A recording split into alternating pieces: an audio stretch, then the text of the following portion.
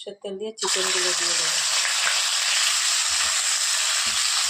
লবণ দিয়ে দিলাম, হলুদ, ব্ল্যাক পেপার, কষে রাখা মশলা, আদা, রসুন, পেঁয়াজ, টমেটো সব কিছু আছে।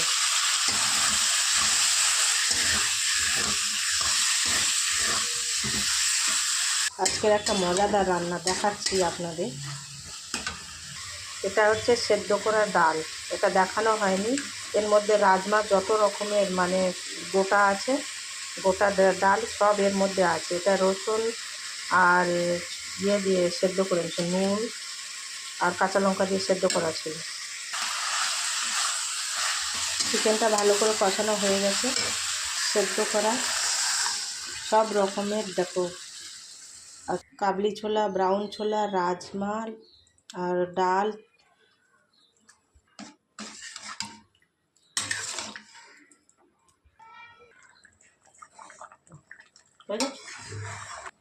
বাস হয়ে গেছে।